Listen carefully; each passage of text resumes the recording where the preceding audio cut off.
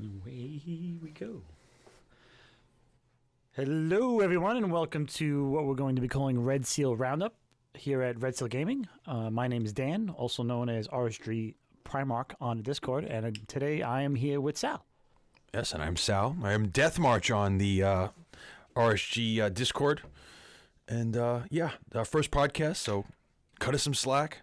A lot of slack because we've been making a lot of mistakes even pre-production. Yeah. But what we're hoping this will become is a regular kind of what we call BS or chat session between Sal and I and some other guests that we're going to have as the show hopefully grows and continues. But today is going to be more of a kind of meet the RSG and kind of talk about why we started doing this, how we met each other, why we're doing this. So this is the... guess you would call like a meet and greet of Sal and Dan here at RSG. The history of our gaming, which led to your gaming. So well, not the whole history, hopefully an abbreviated history, because we are both, as they say, old AF. Yeah. And I don't think we have that much time. But to start off with, we were going to maybe come up with a general question, and we'll both give us our responses to the question. And after this show is over, we'll leave some room in the comments for people to ask as maybe some other questions they might have for us, and we'll answer when this gets posted. So we'll start off with something simple, and it'll be how did you get into gaming? Yes. And we'll start with Sal. Well, being as old as we are, we have to go back to many moons ago to find those out. But I remember being a kid, and I remember the first thing is, for some weird reason, some kid brought a red box D&D to when recess. And the weird thing is, you don't realize when you're a kid that, what do we have? I had like 15 minutes as recess, but yeah, we're going to open the red box D&D. We're going to make characters in the parking lot. So he the DM at the time, young kid, I forgot his name. He made his roll up guys, basic D&D, elf and dwarf and fighter. And that was the first time I saw those polyhedral dice, and I was like, all right, let's do this. And we played for, 5 minutes, But that was my first time opening the red box, seeing the artwork. Polyhedral dice with crayons. That you had to rub on so you could see the numbers. Yeah, on them. no, that's how you can tell how old we are. Uh-huh. But so like that was my first time seeing D&D. Not really playing it, not knowing the full rules, but like seeing the artwork and like everything that was involved with it. So that was the first delving. Like your first pure memory of.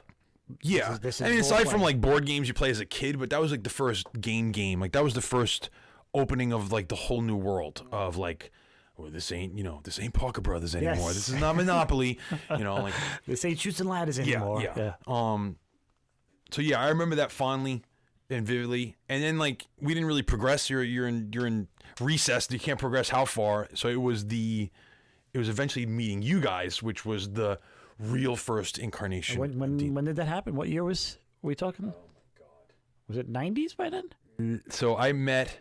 So we'll start there. I met your brother from our friend Bito, the Dark One. I went to high school with him, and he says, "Come on down. I got a bunch. We're gonna hang out, play football in the street." And I'm like, "Sure." Bito basically said, "Come down," and I got a bunch of friends. We're playing D&D, and I'm like, "Oh, really?" And I remember coming. I think it was in your living room, in the house on Loring. Walking in, you were there. Mikey was there. Was your cousin Scott there? I don't remember. Scott, yeah, he was playing with us at the time.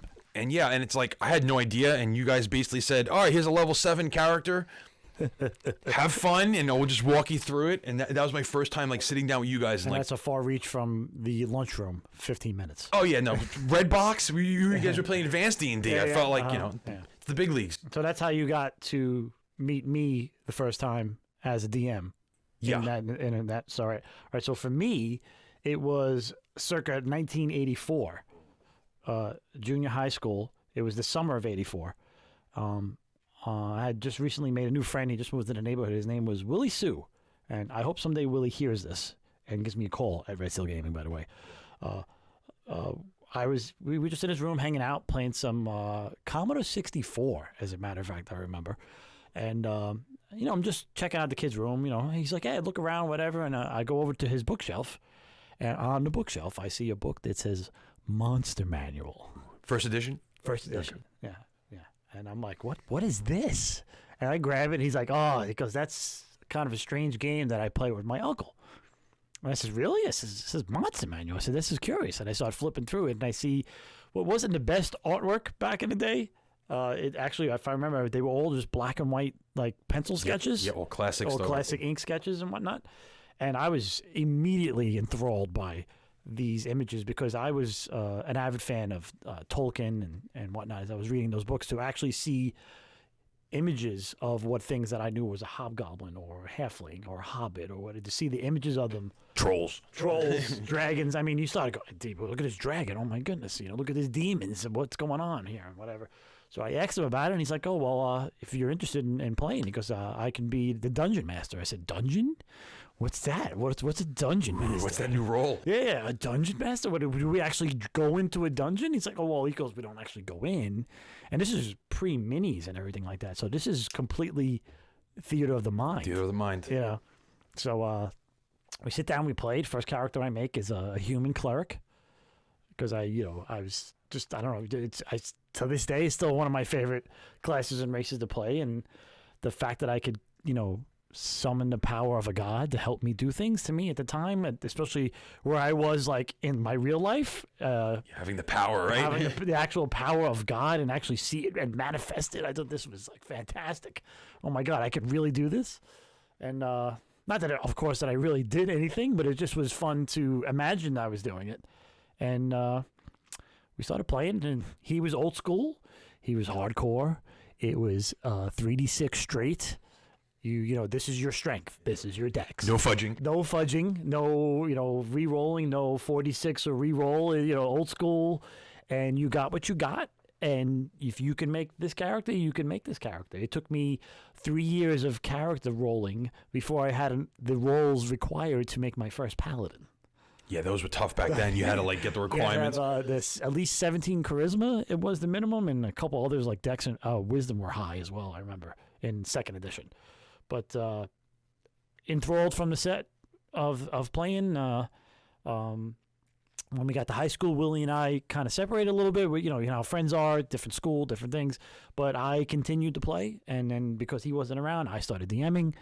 And, I've been DMing ever since, I don't know, 35 years of Dungeon Mastering. A long time. A long time. And still to this day, I'm still DMing. So that's what opened my eyes to just gaming in general. Like you said, this is not Parker Brothers anymore, And then from D&D, everything else just sprung.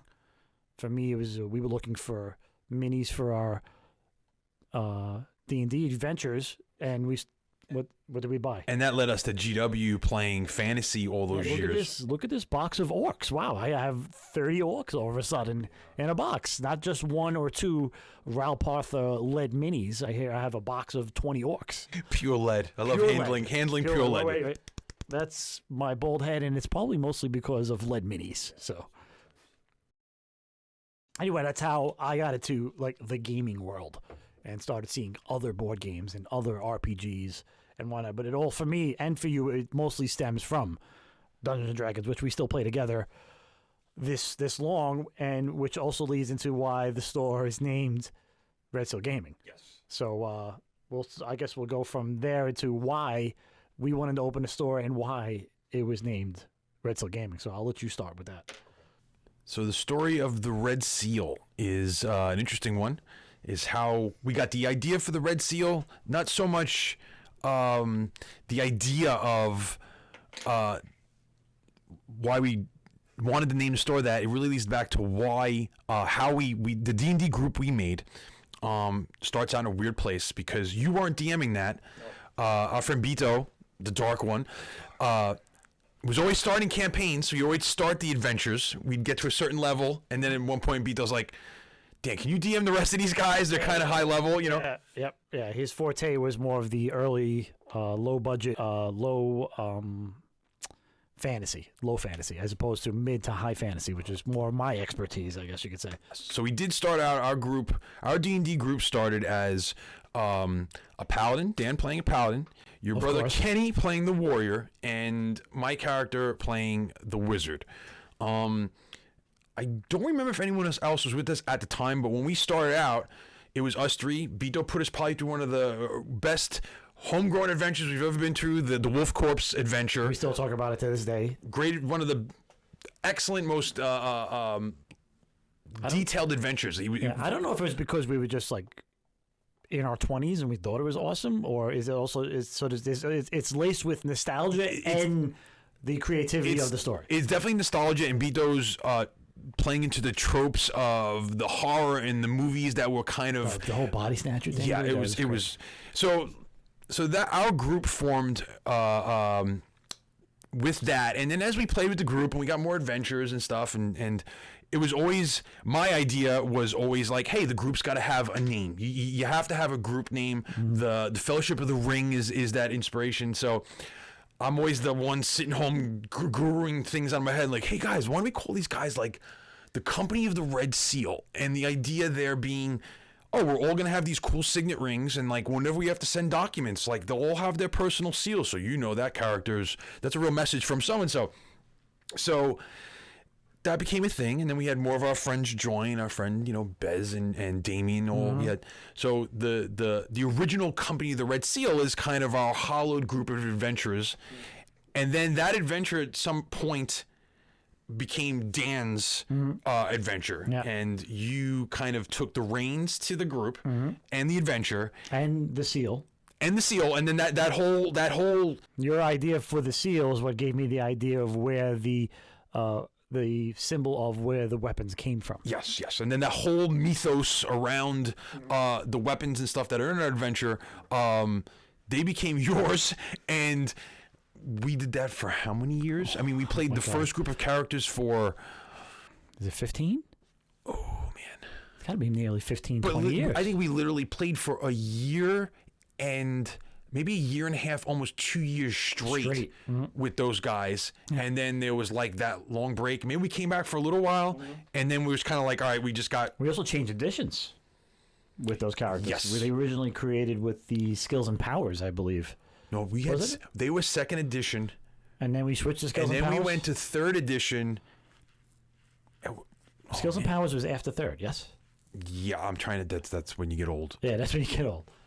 Exactly. I don't remember what came first, third edition or because there was those black book editions. Those were the skills and powers books. Yeah. I remember my character being a wizard, and a wizard's level 1 sucked. Yes. You had a magic missile, and when that was spent, I had a dagger. And that was my whole life for a few levels. Yes. So I remember getting the idea in those books. It let you specialize. Oh, you could take a feat. There weren't feats back then, whatever they were. You could specialize outside of your class. And I'm like, I'm going to take a flintlock rifle. That was the skills and powers, yeah. You know what? Magic missile. Now I got a D12 1,000-yard range rifle. Yeah, musket. Yeah, and I had to take level 1 fighter from that, which hurt me in the long run, because when you're a 17th level wizard, you want to be an 18th level wizard, but you're a level 1 warrior. But that gun got me through those early levels. I remember doing that, so I want to say that had to be done back then. That was just I guess.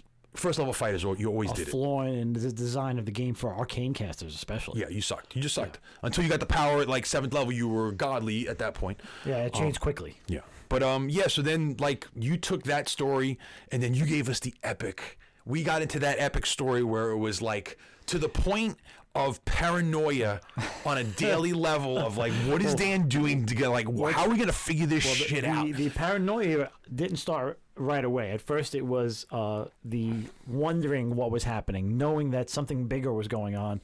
I don't know if you remember, there was the entropy bell. Yeah, the bell would go off. My God. And whenever the bell would go off, there was like this like gong that sounded, and everybody heard it. The bells of the church next to the store here. Every time that goes off, my brain goes, the entropy bell. Yeah, is it coming? And whenever the bell went off, the entire realm heard it. It was something that everybody knew about. Yes. And they didn't know what it was.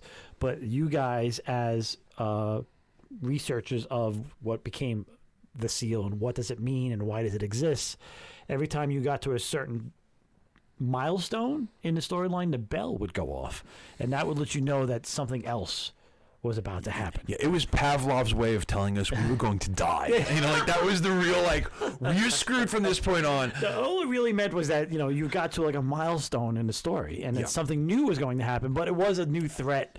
And that new threat usually did bring the fear of what's coming at us now. Paranoid to the point where we kill civilians. Like, that's a whole different story. That was my fault because doppelgangers got involved. They usually are problems. And doppelgangers, if you're not familiar with, are shapeshifters and changelings, if you want to call them that. And they can take the form of anything that they have seen.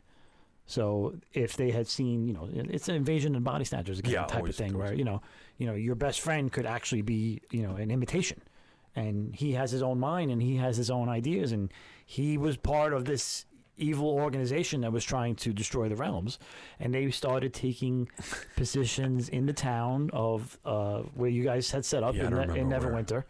And you guys had an establishment, Allegor's Inn. Yes, which was another named, one of our friends named it after, I think it was like Klangin and Dwarven Gods. Dwarven God, yeah. We built the whole inn, you know, we had this cardboard thing. And you had a brewer, you had a cook. Yeah. Which I still don't remember the name of the cook. No, that's a halfling cook is very contentious on who that was. Bez, if you're listening to this, we're pretty sure you're the one that named him. So if you could... If you ever hear this... Put your gray matter to use and try to figure out what his name was again, because we forgot. Remember the name of the halfling cook. Halfling cook at Allegor's Inn. All right, side note. Put it in the comments if you see it, Bez. The depth of well, aside from us being paranoid and NPCs always paying the price for our paranoia, that was the craftiness and the woven story that you gave us got us so deep with those characters.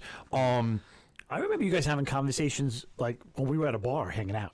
Oh yeah, and you guys are sitting there talking about trying to figure out the puzzles of not puzzle, but puzzle storyline of like what do we do next and what does this mean and what should we do this and can we find another weapon now that we found. At the time, I think you found Diviner, and you found Raven. Yes, these were named weapons, mythical weapons that grew with us as we were characters. They were very powerful. Yeah, and after you found the first two weapons, you realized that there was more to be found, and that's when you found the Red Seal.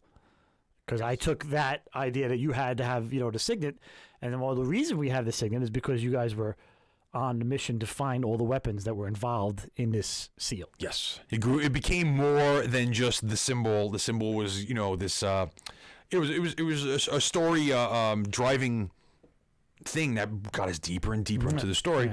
Yeah. But yeah, so like that became our group for a long time. So that Red Seal, the idea of the Red Seal followed us, even to the point where we make new guys and like, oh, these guys were descendants of these guys. Yeah. Well, after eventually you did find all the weapons. You found all 9 of them. You didn't even know there were 9 at first. That was the best part. You found one, Diviner, and it was talking to you and giving you a storyline, and then you started to find the others, and then you find out how many there actually were, and then that's when the story just got deeper and deeper. Deeper and deeper. And at the time, they were all aligned by one of each of the alignments in D&D, hence 9 weapons. Yes, those were always fun. Yeah. And then, that brought an interesting dilemma for, the lawful good guy hanging out with the chaotic evil guy and trying to get them to act in the same manner for the same cause, which is not they never did, but that's okay. Yeah, it's not easy to do, so that problem, it persisted. Then the doppelganger problem, and then who's killing who and who's friends with who. Then you had your old nemesis, who was always showing up. Yep, there's always an assassin after you in D&D, and you got to always stay on your toes because he's going to, Even after you actually turned him into Onyx, he managed to escape that somehow. That's a deeper story maybe for another day. Oh, my God. But in reality, that the idea of our D&D group was always this Red Seal. And I actually sent Dan a real letter, and I actually got sealing wax. And which I still have. And I sealed it, and I wrote it from my character to his character. We're going to have to keep that in the stores as an artifact. We'll show you. We can show someone one day. It's a little historical piece. But yeah, so then the idea of the seal was always something like, hey, that's a great moniker for a store. The idea of having branded... put your seal of approval on something. This is your seal of friendship. It had like many meanings for us in that sense. Yeah, the weapons, the friendship, the company, the bar. Yeah. Everything. It was always the seal. We were playing with the seal this weekend. Even when we had different adventuring groups later, when maybe as DM I needed a break, and we made another group of players, and we were playing with those other guys. It was like, all right, are we playing with the seal this week, or are we playing with those other guys? Yeah. The no names, like the not affiliates. Basically that was, Dan, do you need a break, or are we going back to play the seal again? But that like symbol was always down the road when you started talking about, and we always talked about, it'd be so great to have a store and someplace to go and something to do, which I'm sure a lot of gamers do, right? We've always had the conversation. Every one of us at one point or another probably thought it would be a good idea to open a store. Always. It's like you're sitting in a room full of the stuff that you all want to open. How big could that be? I mean, really, is that really a job at that point? No. Oh yeah. Oh, let me teach you how to play D&D. Oh, this is so arduous. I hate doing this. No, I love doing it. And it's more about learning restraint on a restraint on a daily basis, not to open everything. Not to open. Well, that's a whole nother problem that exists, which I've been still resisting the temptation until the D&D Magic set comes out. That's going to be a problem. Anyway, But the idea of what the seal started as, that led to the idea of branding it and making it a, it's a reflection of you. It is me. It is me. It's Dan, but it's also Sal. It's also Mike. It's also Ken.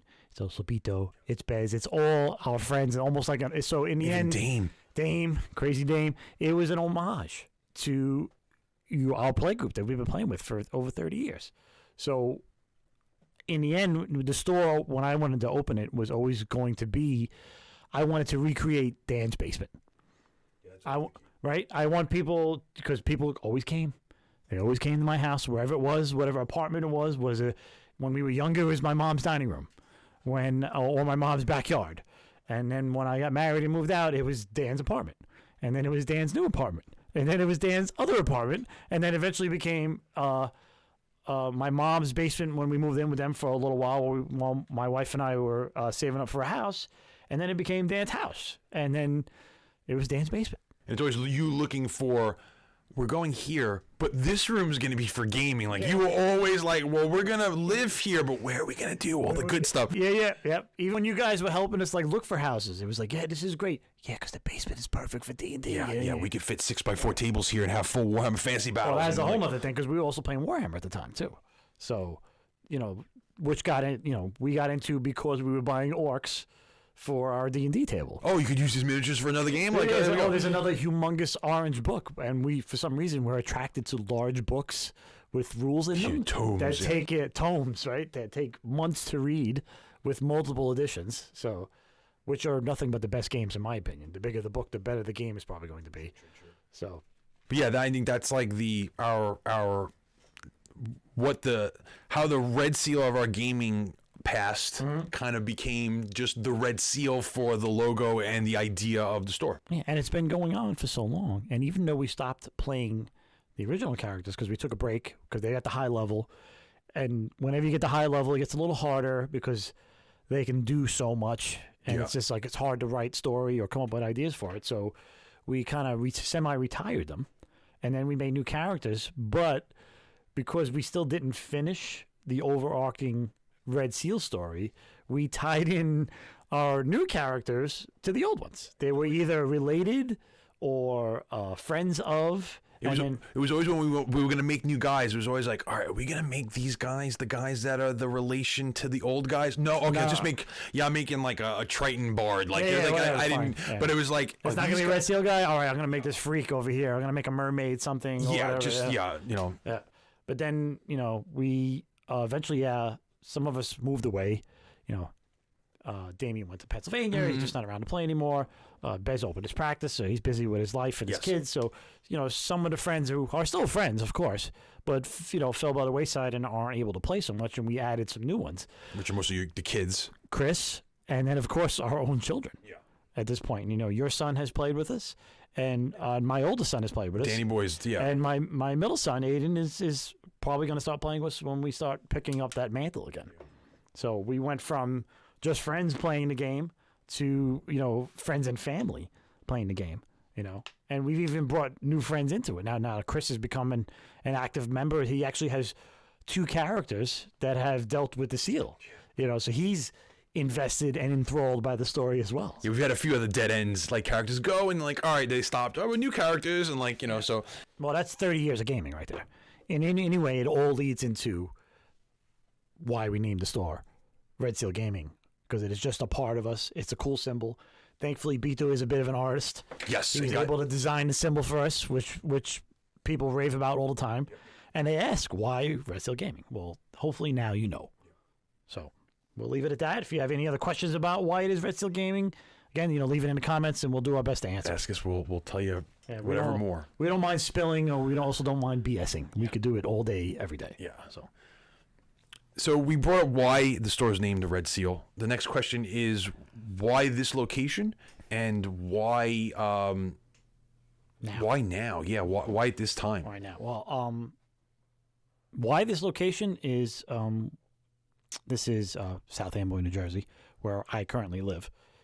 So there was a lack of game stores within almost 30 miles big of bubble. This region, and the main reason for the void was the closure of a store that we've been going to since we lived on Staten Island in the 80s, and that was the Game Room store in Woodbridge, New Jersey. That was our LGS. It's where we bought our Warhammer. It's where we bought our D&D product. It's where we bought our dice. Everything that we do, board games, everything was 90% of it was bought there. I mean, there were a couple stores on the island that we grew up with in Staten Island. There was the Alternate Realm. Yes. Jim Hanley's Universe. Mostly comic book stores and stuff. Stores yeah, they had like some which stuff. Which dabbled in some D&D product or dabbled in some Warhammer product. The only time Jim Hanley's ever really went hardcore into Warhammer product, I remember he actually moved into the Staten Island Mall for a little while. Yes. And he had a major shrinkage problem in the Staten Island Mall with the old school GW blisters. I guess they were easy for people to stick into their pockets. Oh, and stuff yeah, like stealing was bad. He was having a major issue there, and he left the mall almost as soon as he can. Not just because of that, I'm sure, but the high cost of rent and everything. What was the store that Pete used to run? Was that the Alternate Realm? It was Alternate Realm. Alternate Realm in Eltonville by the train station. That was where I made my bed in the Magic the Gathering community and also in the Warhammer communities. Well, I got one of my many nicknames, one of them being Danny Dwarf. Danny Dwarf. Because I was playing Warhammer Dwarves forever, even to this day. But again, the lack of a game store in this region after the game room closed down within 3 to 5 years now. I think it's almost 3 years now that it's closed. I want to say. But there was a void. There was nothing around. If we wanted to game anywhere, we'd have to drive. We would go 45 minutes. 45 minutes. Different directions. Yeah. There was Target. There was Family Fun Hobbies. There was we even went to Top Deck Games when we went to PAX Unplugged. Yeah. On the way back, which was an excellent store, and I think that for me, that store, Top Deck Games, and the people in there were really fun and inviting and easy to talk to, and the environment they had in that store just made me want to do it even more because we were missing out again. It made me realize we were missing our game store. We had no game store anymore. A place that had all the stuff. We used to go to games, the game room, and everybody was there. Phil was there, Ray was there, Big John. Hey, what's up? It was like, hey Norm, oh look, Dan's here. We didn't have our place anymore, and going to Top Deck made me realize we didn't have our place anymore, and I missed it. I missed the gamers. I mean, didn't realize it, but we really, really missed it after it was gone. You don't know what you lost until it's gone, blah, blah, blah, the whole thing, right? So it was gone. So for years, I've always looked for a store, but rent was always like that big number. $3,000, $5,000, $6,000. Oh my God, can we make that kind of money? Is it we just working for the rent? I didn't want to get rich. I've have a career that I'm retiring from soon, and I didn't want to get rich, but I wanted to have a nice little retirement gig would be cool. But I didn't want to work just for the rent. I wanted to make a little money, hopefully have something for my kids to maybe even run in my retirement, even better. And then the old man could just come to the store and teach everybody how to play all the games and let them buy. My son sells everything. I just buy it from him. The store's great, and I'll teach everybody everything, and you'll teach everybody Star Wars, and I'll teach everybody D&D, and so on and so forth. So when I accidentally drove by this place, saw the little Home Depot for rent sign in the window, and called the number, and the woman came out. She actually owns the deli right next door, South Boy Deli. Go check them out. Great food. But she came out, and I checked out the place, and they told me how much, and I said, where do I sign? Yeah, I remember you just being so ecstatic, calling me up like, Yeah. I found this place, Yeah. the deal of the century. Yeah, I told you how much, and you were like, get out of here, whatever. And I told my wife, my wife was like, get out of here. Everybody's like, there's no way, whatever. And, we're not a big store. It's only about 700 square feet. I mean, we do have the basement where we are doing this podcast from, by the way, But when I heard how much, I was like, well, I could swing the overhead on this place with my current income, even if the store didn't make a dime. So that made me realize that, well, if you're going to take a chance, you got to do it now. But the other issue, which we are getting hopefully to the end of currently as we make this podcast, was the pandemic. And, stores were closing all over the place. And that probably was part of the reason why the rent was so affordable here. So I was like, well, I got to take this. Sometimes you just got to take the dive. Yeah. Right? Some businesses are built on just taking a risk. You got to take a risk. And you got to take a risk, and you got to fill a need. Right? Well, we already discussed about filling the need. There was no stores within 30 miles. The game room's gone. A couple other stores that we know of, Jinx had closed down.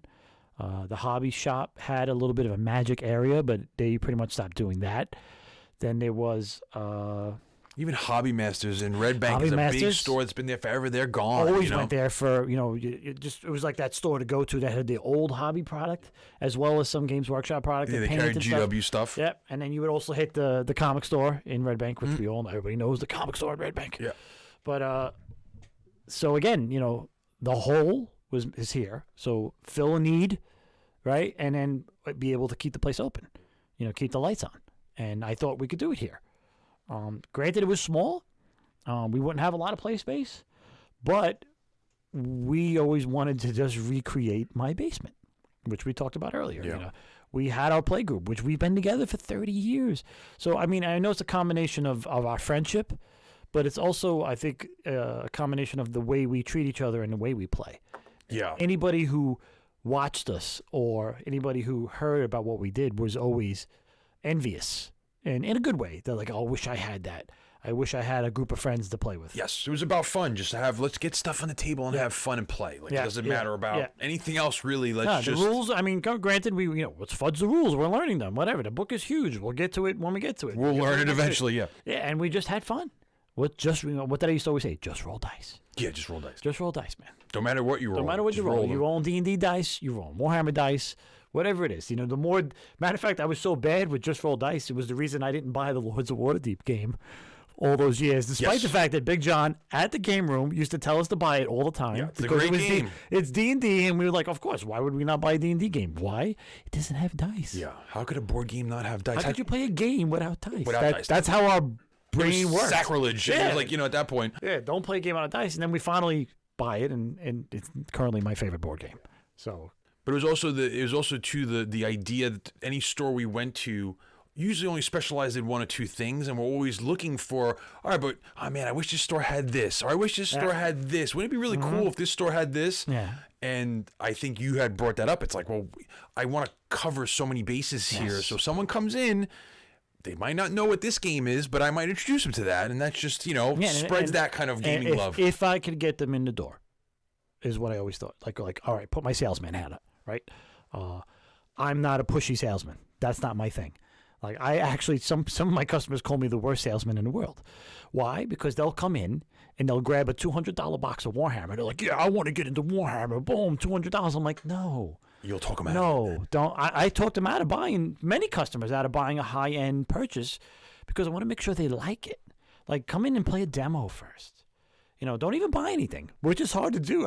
Here it is. I'm telling people not to buy stuff, and they're looking at me like I'm batshit crazy. Yeah. Like, how do you not want me to buy anything? And I'm like, I want you to buy something, but I am more concerned with your second purchase. I want you to come and spend money twice. And be a fan. Because you had fun with the first money that you spent, that you see that I was legitimately trying to get you into an enjoyable hobby that I know that you're going to like. Like, yeah, you might have some fleeting interest in it, but don't spend $200 in something you're curious about. That's what a demo is for. Come to the store. You know, if you want to do a demo tonight, we'll do it right now. You want to come on the weekend, and I'll take a half hour, an hour. I'll show you how to play something. I'll make a D&D character with you. Never played a D&D character before? We'll have a session zero. You know, me and you. Let's sit down. We'll roll some dice, and I'll just spew whatever knowledge I can about you and why the game is fun and interesting and what you should spend your money on. You know, and then if I do it that way and I build that trust, you will spend more money because I will make you see and find the hobby that you wanted to find. That's why you came in the store in the first place. Because if you got in the door, you're here for a reason, right? You're here because you're looking for something to play, or you're looking for something to buy that you already play. So if I could have the thing that you're looking for, that's a win. Or if I can steer you towards the thing you're looking for, that's another win. So you'll spend, don't spend any money. Do a demo. If you do the demo and you don't like it, we could demo something else next time. Yeah. And you might find that game that you love and you never even knew about. Yes. Like, that's Yes. that, like, and you know what? We're unfortunately a product of that because we never played any other games except Dungeons and Dragons and Warhammer Fantasy Battles all those years, and we wouldn't try anything else. And we can, you know what? Who can we thank for that? There's two guys we can thank for that. Big John and Chris. Big John and Chris. At what store? At the game room. At the game room. Again, it goes back to having a local game store. Because of those guys, they got us into these other games that we just weren't even looking at because we were so tunnel vision on, it's Warhammer and D&D. It's Warhammer and D&D. And it was really, and I think part of that too is that store carried everything. Yeah. Like, so those things were there. It wasn't something that you... Mostly because of John and Chris, because they would tell the store owners what to buy and what to put on the shelf. Yeah. And even some of the other guys, the players in there, Phil, Ray, Danny Church, all of which are here now, because they found a new home. We gave them a home, again, because there was a void. So you fill a need, and they will, if you build it, they will come, right? So that's what... Coming out of the cornfields. Coming out of the cornfields, like, oh my God, there's a game store. There's a game store. Oh my God, there's a game store. Oh my God, there's probably so many movie memes you could, like, tag along there. Oh, forget it. I would love to see Phil, Ray, Church. We got to do that someday. That's definitely a TikTok skit. Right, we'll do that. We'll do them coming out of a cornfield with, like, maybe magic binders. Like, we need a place to play. Or, Commander decks. Commander decks. Build it and they will come. Yeah, exactly. So having that place to go, and it's all there, and it's not just this one thing. Like, and that was always our thing. Like, we go to the store, it's like, cool, but it's that's one thing, and it's they never got new stuff. Like, it was. All right, we're just going to do this because it makes us money here, and we can keep the store open with this, but we're not expanding. And I also I don't want to call anybody a bad businessman. That's not what I'm saying here. What I'm saying is a lot of the stores that did close down during the pandemic were stores that had a big rent, right? And they were focused on maybe Magic or Pokemon, and not that those things are great in the store, and we love them, we play them, it's great. But if you're focused on that and then the pandemic hits and you can't have in-store gaming, you're done. Over specialized animal, the evolutionary track is it'll end you. Yeah. And that's retail all across the board, even big chains of stores. All these stores that have closed down during this. I mean, maybe they were already a little financially in trouble to begin with. I mean, there's a lot of things. Yeah. There are people that run businesses in the ground. They do it. But the pandemic hurt. And then everybody's like, well, how could you open a store? You opened when? You know how many times I get that question? Yeah. They come in, they see the store. It's great. I love the atmosphere. You guys are friendly. This is fun. There's a lot of cool people here. Blah, blah, blah. But then they say, well, when did you open? And they say, oh, you opened during the pandemic? Oh, are you insane? How did you do this and whatever? And then I wasn't here that much. My son, my nephew, have pretty much run the store for me. And I did the back end of the side, getting in touch with the distributors, just being at home and being on the phone, and the boys pretty much ran the store. Job to come to. It's like during the pandemic, getting a job, like And guess what? I gave my nephew and my son a job. Yeah. On top of that, so, and then people would come to the store and they'd be like, "Well, this is great. This is great," and then going back to the demos and me being a bad salesman and telling them not to buy stuff, but inherently, I found the game. I think 9 out of the 10 people that I would do demos with would eventually become, frequent customers at the store because they knew I wasn't just trying to grab a quick $200 sale off them and then have them go home and look at 300 pounds of plastic and not know what to do with it. You know, I'd rather you buy the little. Don't even buy anything. Do the demo. See if you even like this game. You know. Oh yeah. You know, I mean, the hobby side of it is one thing. If you're attracted to the hobby just for building and painting, that's fine. Of course, you could buy a couple models and bring it home and do whatever. But there's a whole game that you can play that involves terrain and tournaments and rules and tabletop and communities and it's been a story. The Epic 40K story, even the new Age of Sigmar story, starting to finally flesh out and become more interesting to people. So when you open their eyes to everything else that's around them, again, going back to the broad strokes of a paintbrush, you know, I don't just have Warhammer stuff. I also have D&D stuff. I also have some, you know, anime type stuff. I have board games. I have dice. We have Magic. We have Pokemon. We have Yu-Gi-Oh. We have the new Monarcha, which is what the heck is it called? It escapes me. Flesh and Blood is the new game. That's the new game. But you know, all kinds of games. So diversity is key. They come in, they find the one thing they were looking for, and then, oh, by the way, this is what's going on. How many people have we gotten into Star Wars X-Wing? Yeah. Because they didn't even know it existed. Yeah, they see like, oh, what's that painted ship? Why are those Star Wars painted ships? Like, what are they doing? You know, Yeah. it's.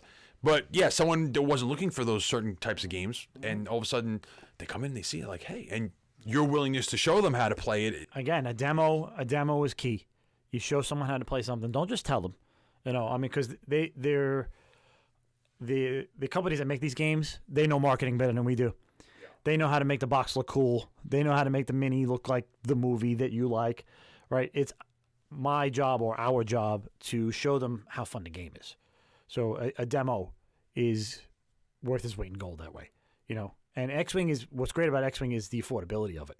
You know, you could literally buy one chip for $17. Yeah, and it's already done. Open it up, and it's you just literally crack it open.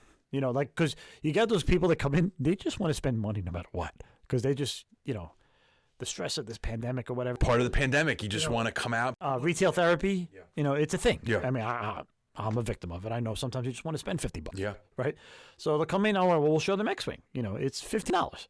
You can crack open a ship right now. We could throw it on the table right now, And play. and you'll have fun. And I mean, today you demoed for what? At least two new players. Yeah, three new players just to play quick game of Aces High and show them, hey, this is how it's done. It's a quick, fun game, and yeah. Did they even? I mean, you just gave them, you lent them ships, some of them today. They or? each bought a single ship themselves. Well, there you go. And there you go. They got to try it out. They spent less than $20. Yeah, because they wanted to spend a couple dollars. And they played a miniature game. And they supported the store, and they had a place to play, and they played a miniature game, and they met new people, and it goes back to the community, which is what, back to Dan's basement. All right. Yeah, that community bubble is growing now. But yeah, and how many people mentioned to you, oh, you're like right here. Like, I can't believe you're this close. I didn't know you were here. And it's like I live around the corner. Yeah, and that community side, it's got been over for how long? I have a place to go. I have a place to, like, this is awesome. Like, you know, I've been looking for a place like this, and you hear that so much. And that's a great thing because now they have a place to go and play. Now, don't get me wrong, it's been challenging during the pandemic. I mean, we are a small store, but we fill up because, you know, we did have a lot of transplants. We've had the game room crew, right? Because we talk about all these stores closing, right? There was at least, a dozen people coming from the game room, right? I'm looking at my cameraman, Phil, because Phil is one of the game room guys that I know for a long time, and he has transplanted. He's actually helping us here in the store or whatever, but he was one of the gamers from the game room that has transplanted to here, along with Dan, Ray, Nick, Big John, Chris, ourselves, right? There's probably more that I'm not mentioning. And there's people that probably haven't even come out yet. I don't even know the stores here that used to know game room, but the pandemic's kept them away. Or they just don't want to come out because of the pandemic. Yeah, and you know that happens. You know, and then you got guys, Gray Ray. Yeah, Nova closing. Nova closing. This store, the closest store in Freehold. Which was Nova was primarily a Magic store, but they did dabble in some Warhammer. Ray grew the community of Warhammer over there. They had some X-Wing guys over there. Ray, Jack, Sam, and a couple others that I'm forgetting. I apologize, but a couple of those guys. So that's another group of gamers found a store in that gap again. So there's another store that I'm forgetting that a couple guys have come from. But yeah, you are getting Target. You are I getting think Nick Z used to go to Target too. Yeah, and I think you're getting, like you said, those communities, those stores are gone. Or the Game Room store. The Game Room store, which is still open. The Homedale. I think it's Homedale. Is that where it's the Warhammer store? Oh yeah, the Warhammer, the corporate store. Yeah, it's in Aberdeen on. Yeah, but it's just Warhammer. Yes, and corporate has them closed for any in-store events. Yes, so anything. They can't hold anything. So, so and again, it is just Warhammer. It doesn't have Magic. It doesn't have D&D. It doesn't have, these other tertiary board games, other things that people are interested in. So you only have Warhammer people in that store. You don't have any access to other communities, to the board game community, and so on and so forth. So, again, I think we stepped in it a little bit, finding this hole in the wall, as I like to call it. It's a clean little hole in the wall. It's a friendly little hole in the wall. Clean is important. Clean is important, right? Clean. Smelling good is important. Smelling good is important. Fresh air. The new air conditioner is helping with both those problems. When it gets hot, it'll definitely help. The summer's coming, but the community seems to grow and grow and grow, and I think it's because we made a friendly atmosphere, first and foremost. I want you to be community first, and when the community grows, the sales will grow because they'll be here. And they'll see it's fun. Oh, it's fun playing that game. Then they'll buy some product. Oh, it's fun playing Magic. I haven't played Magic in years. We got guys that are coming that, I haven't played Magic in years. Why do they want to play Magic? Not just because I showed up. Or you sell it. And I'm selling the product. They could always buy the product online. You could have always bought the product online. If you wanted to play X-Wing, you could have bought it. But it's having a place to play and having fun, cool people to play with. Yeah. And that's what we do here. A nice environment. Yeah, we try to keep, we try to police the environment. We want everybody to be cool. Just have fun. Don't get me wrong. We're going to have tournaments. We're going to have, as I call it, like flip the switch. And we're going to play, a tournament game with a lot of rules and what stuff like that. But 9 times out of 10, it's just come and have fun. Or, again, just roll dice, man. Just roll dice. Have fun. Let the dice roll. And, in the end, when you're playing a game with dice, how much control do you really have? No, I mean, that's the variance. That's the fun and variance, that's the right? Fun and variance of it. I mean, yeah, you could plan and you can get yourself into an optimal position, of course, where the dice will probably roll the way you want them to because you're eliminating all these other options. But in the end, you're still rolling dice. It's a game. So it's random. And that's the core of it. That's the core of it. You just want to have what's fun is playing games. That's most of the time. Don't get me wrong. We'll do tournaments. We'll be serious. That'll happen. Post-pandemic, when we can have a lot of people in, when we can have sanctioned events, when we can have sanctioned Magic the Gathering, when we can have sanctioned Warhammer tournaments, when we can have sanctioned X-Wing open play, we'll have all that stuff. When those restrictions are gone. But for now, come in, roll some dice, and have some fun. And don't worry about all this other nonsense that's going on, right? So that's what we're doing here, and that's, we got lucky. We found a little hole in the wall, and we filled the need. And people are coming in. The community's been growing on a weekly basis. Discord is pushing, we got nearly 300 people on Discord now. That's insane. We just opened a Discord a couple months ago. So, again, by the way, speaking of Discord, don't forget to check the comments below for links to the Discord. And, jump on the community if you hearing about us for the first time somehow by this way because somebody pointed you to the podcast or whatever, jump in the Discord. Jump in, start chatting. We got rooms for just about everything we do in here. We even have rooms for food prawn. Yeah, food. Yeah, we'll show you what we're cooking. Look what I I couldn't come tonight because I was cooking dinner for the wife, but look what I made. Yeah. And it just, again, it's community. And guys, you're at work, you want to just BS with us, jump on the Discord. I think it's the best thing that we ever did. It's a great platform to have, even as a business. You're not at the store? What's going on at the store? Jump on the Discord and find it. Yeah, you could always stay in touch with the games you're doing, or even outside the games and stuff, and be like, that's even guys. There's guys that we have that only come to the store once a month because they just can't. Their lives are busy. I mean, we're busy. Everybody's busy, right? But they're living vicariously through conversations that they're having on Discord. We actually have a guy. I'm calling you out, Kiwi, because you haven't talked in a long time. You're all the way in New Zealand. Somehow he found our Discord, and he shows his Star Wars. He's a custom making diecast Star Wars ships, and he's in New Zealand, dude. I'm like, really? That's awesome. So little hole in the wall in Southampton, New Jersey, and this guy in New Zealand likes our community. Okay, that's what we. To me, that was like, Yeah, it was so we're cool. obviously doing something right, because people just want to hang out and BS. I mean, that's what we are. We are the BS boys. Two of them anyway. We'll eventually have Chris on here and get the third one on here, of course. But that's why we're here, why we're at this location. We're outgrowing it, to be honest. But God willing, maybe someday we find a bigger place. But right now, this is the hot spot. People are coming. Pandemic is lifting. There's a light at the end of the tunnel, and the red seal will be there when that light is fully shining on us. So. Good. We will continue to soldier on. Mm-hmm. All right. Well, we're coming to the end of our first ever Red Seal Roundup. Want to thank everybody for joining us, and we're hoping in the future to do more of these. Do things like discussions, what's going on in the gaming world during the week.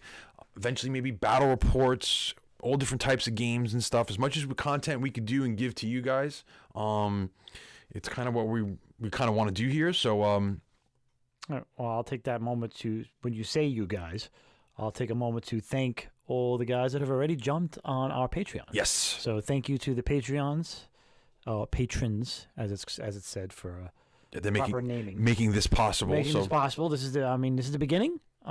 We hope there's never going to be an end, and we hope that there'll be more to come. Yes. So, future content, and it'll only be hopefully only grow from here. battle reports Yes. is something we not even hope to do. It's something we will do. Yes. We'll hope to maybe post some videos of in-store events as that starts to happen. Yes. The painting events that are coming up. Painting events, live stream events. Maybe F&M can be a live stream night, and you could see what's going on in the store. It's just, it's endless the things you can do. We have lots of ideas, and this is just the beginning.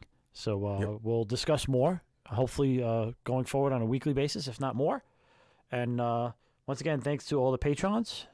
And don't forget to check the links in the description, because we have Facebook, Instagram, Twitter, TikTok, and of course the Discord, which is probably the best way to communicate with us and communicate with the community and plan events and come down and just, roll some dice. The central hub. Yes. So thanks again, and we'll talk to you soon. Yep. See you guys soon.